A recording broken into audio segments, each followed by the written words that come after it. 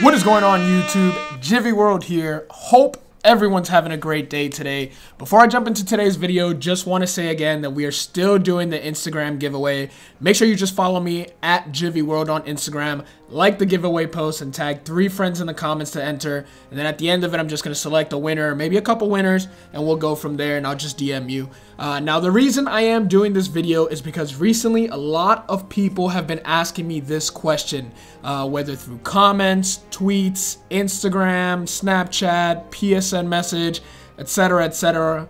Everyone has been asking me this, and it's understandable because right now there is a program with a mission needing like 27, and the question I'm getting is, Gyvi, how do you get walks? And truth be told, I know a way to get walks, and it's fairly easy, and it's how I've been doing it for a long time. Yeah, it's kind of an exploit. Yeah, it's kind of cheating and a hack.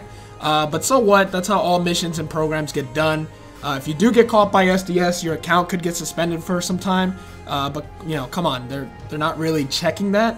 Now, what you're gonna want to do specifically if you're doing the Hanley Ramrez program, fill your lineup with impact veteran players. If you need to work on team epics, play against a team you need to beat.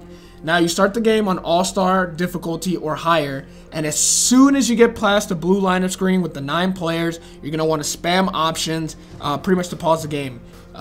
You are going to want to get paused as soon as possible, and this is kind of where it gets a little bit tricky. Once the game is paused, you're going to have to enter a sequence. If you need to write it down or memorize it, but to be honest, it's really not that easy.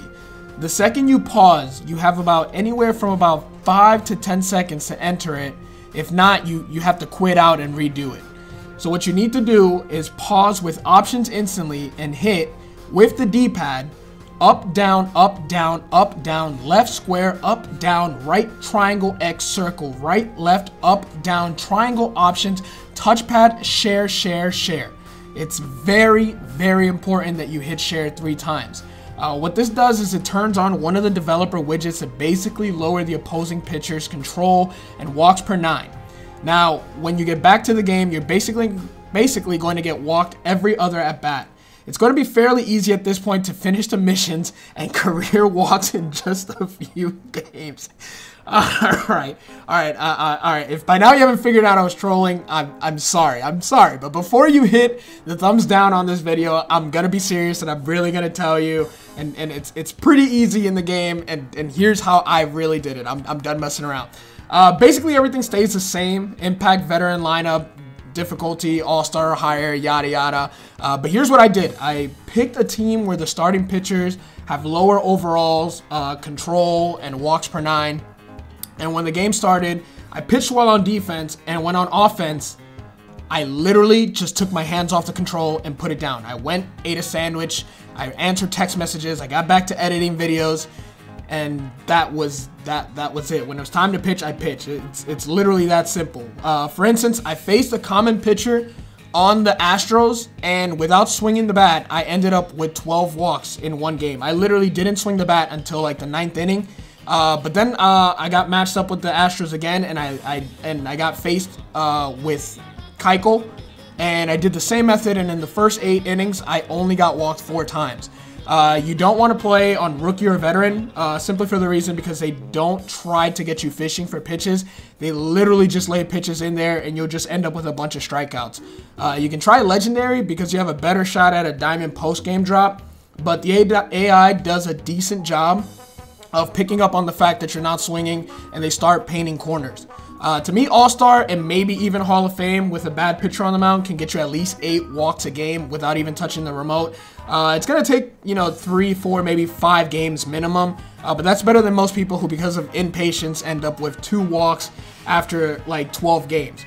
So yeah, that's pretty simple to follow. No cheat codes to enter. Just don't swing the bat. I did that, and I was at like 2 walks when I started doing this, and I did this consciously to pay it, to see how it works. And it took me less than 4 games to get the 25 more walks. I ended up with 27, I think it was. And again, one of them, it was because I faced Keuchel, and honestly, he just struck everybody out. He ended up with like 20 strikeouts and only 4 walks. Now, the other mission is fielding assists.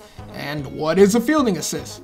And simple. I got the ball, I threw it to someone, and an out was recorded. Ground ball to first base, step on the bag, that's a put out. Ground ball to first base, toss to the pitcher, that's a put out for the pitcher, and a fielding assist for the first baseman. So you need these with players for the Hanley Ramrez mission again, whose primary position is shortstop. So getting 200 plus ground balls hit to the shortstop for an out will literally take you forever. At about, let's say, 5 ground balls a game, this will literally take you over 40 games to do. So what did I do? I literally put everyone, I'm saying literally right now, what's that guy's name? Leafy. I'm literally Leafy right now, literally. So I put everyone on the field to have a primary position of shortstop except for my pitcher and catcher. Here's the lineup I went with. Trey Turner in center field, Brad Miller at first, Carlos Correa at third, Barry Larkin at shortstop, Jonathan Villar in right, Chris Owings in left, and Gene Segura at second. Now everyone in this lineup can play the position I put them at, so no funky animations, no errors. I played a game against a random CPU team. If it was not a fielding opportunity or an opportunity for a fielding assist, I literally didn't catch it. Now again, on rookie or veteran, you can throw fastballs down the middle all game and the CPU will manage to strike out over and over and over. So I put it on All-Star and even Legendary and sometimes on Hall of Fame, just trying different things out to see where I got the most ground balls. It was pretty consistently the same. You're just going to give up a lot of runs. On Legendary though, when you start laying fastballs down the middle, you're gonna end up getting crushed and they hit way more home runs, so maybe stay away from Legendary.